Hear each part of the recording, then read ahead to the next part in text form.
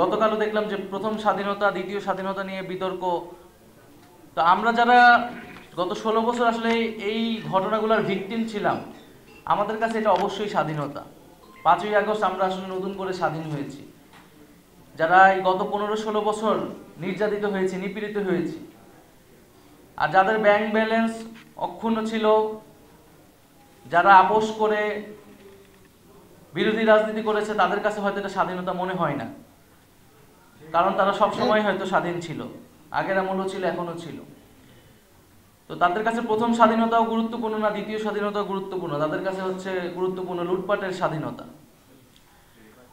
তো গত 16 বছরের 15 বছরের যে সকল নির্যাতিত মানুষ যারা নির্যাতিত হয়েছে, সেটা বিভিন্ন রাজনৈতিক দলের কর্মী থেকে শুরু করে নেতারা যারা রয়েছেন, সাধারণ মানুষ এবং বিভিন্ন সামাজিক বা ছাত্র আন্দোলনে নিপীড়ন চলেছে। আমরা মনে করি যে গত 16 বছরের এই নির্যাতিত যে পরিবারগুলো রয়েছে, যেই শক্তিগুলো রয়েছে, এই শক্তিগুলো আমাদের সবসময় ঐক্যবদ্ধ থাকা প্রয়োজন।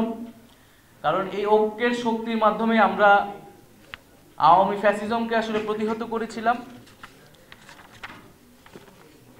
আমরা মনে করি যে জুলাই গণ অভ্যুত্থানের মধ্য দিয়ে আমরা একটি স্বাধীন সার্বভৌম পররাষ্ট্রনীতির সম্ভাবনা তৈরি হয়েছে বাংলাদেশে,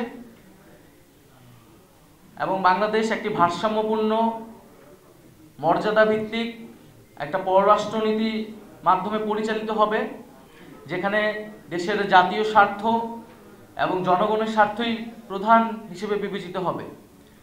সেই স্বার্থের ভিত্তিতে আমরা যে কোনো দেশের সাথে সম্পর্ক স্থাপন করতে চাই।